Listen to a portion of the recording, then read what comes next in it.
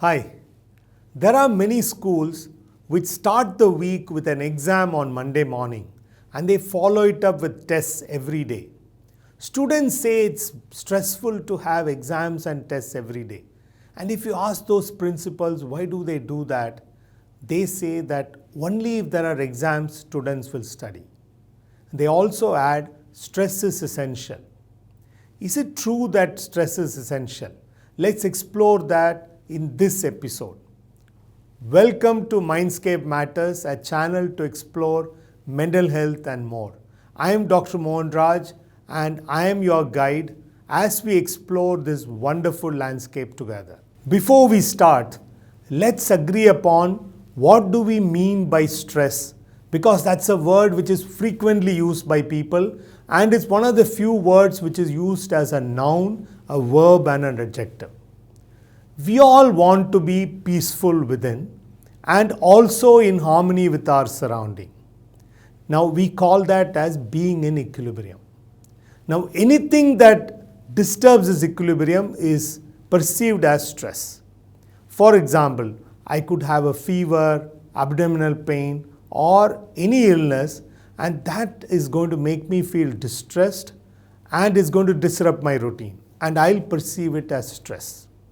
Similarly, stress can be in any domain. It could be problems in the family, problems in a relationship, academic pressure, work pressure, financial trouble, and so on. Now, some stressors are universal, like death of a loved family member will be stressful for anybody. Everybody will feel stressful about it. Whereas some stressors are relative. For example, if somebody doesn't love traveling at all and he joins a marketing and sales job, he is likely to complain, my job is very stressful, I have to travel 3 days a week.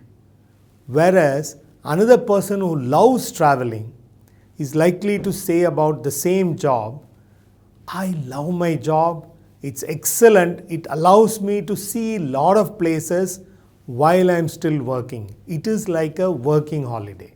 Now coming to the question of is stress essential? Let's consider stress or demand on us on the x-axis and our performance on the y-axis. If a teacher completes a class and tells the students, I want you to write an essay on the topic we just covered and submit it in 60 days. How many students are going to work on it that night? Practically none, because the deadline is way too far and the stress is zero. When the stress is less, our performance is likely to be zero. Without stress, we are bored, under-involved and rusting. As the deadline comes closer, we become alert, stimulated and decisive. And the day before submission, or especially if there is a presentation involved, we are at our creative best. Creative juices just start flowing in and we wonder why we didn't get these ideas a week earlier. This is a nice zone to be in. We feel the stress and we love it. It brings out the best in us. We call it the zone of optimum stress. If the stress continues beyond this point, we feel our efficiency comes down. We become indecisive. And if the stress continues beyond this point, we feel overburdened, we feel anxious and irritable. And if the stress continues beyond that, at some point we feel exhausted and get burned out. Are the principles correct about stress? They are partially correct because there is a linear relationship between stress and performance, but only till a particular point, the zone of optimal stress. Beyond that, any additional stress is going to be detrimental. And this is not a recent discovery. Erks and Dodson, two psychologists, had described in their paper, which was published in 1908. But more than 100 years later, there are many schools which still push their students onto the other side of the curve. If stress has a positive component, Why did the word stress get a negative connotation? That's because stress has two components, eustress and distress. Eustress means the beneficial component of stress. Sportsmen say tough opponents bring out the best in them. For Roger Federer, Nadal is a major stress, and Nadal brings out the best in Federer. Similarly, Federer brings out the best out of Nadal. The other component is called distress, where as the stress goes up, your performance comes down.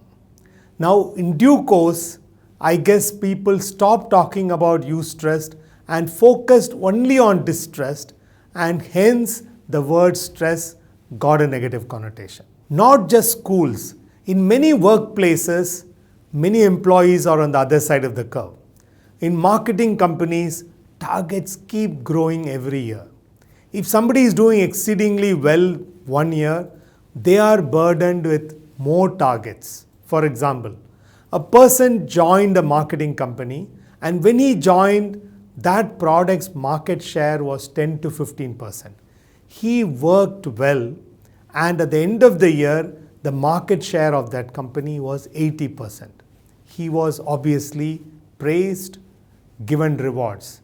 But the next year's target was raised to 88%. By then, the competitors have upped their game, and he had to struggle to keep the market share at 80%. But at the end of the year, he didn't achieve his target of 88%. He was not rewarded or praised. In the software industry, the stress can be due to an entirely different reason. A particular software company offers to a prospective client that they will finish a project in 9 months. A rival company steps in and commits that they will complete the same project in 5 months. The client decides to go with a company which promised 5 months. The actual team which works on the project had no say in estimating the duration. Now they estimate the time. They factor in the initial planning, coding, testing, and fixing the bugs. And they also factor in buffer time for somebody falling ill or having a family emergencies. And they estimate the time, if properly done, can be 10 to 12 months. 5 months is an impossible target. Knowing this fully well, they start the project and work day and night. Some of them manage to sleep for just 3 to 4 hours a night. They feel intensely stressful. This stress can lead to many psychosomatic disorders like hypertension, diabetes, and psychiatric problems like anxiety and depression. Warren Buffett, the investment guru, once said this about compound interest. Let me paraphrase it. He said, certain processes take time. If you want a baby, we need to wait for 9 months. You can't produce a baby in 1 month by getting 9 women pregnant. But software industry, they try to do this with every project. When the project gets over, rather than feeling happy, the team members say they feel a sense of relief and exhaustion. But this relief is short-lived because the next project is round the corner. Now coming back to our original question, is stress essential? Yes, it is essential, but only till a particular point. Beyond that point, stress is detrimental. Thank you for watching this far. If you like this video, tell 4 of your friends. And if one of them would love to watch this in Tamil, tell them that the same content is available in Tamil. Stay tuned because Mindscape matters. Bye.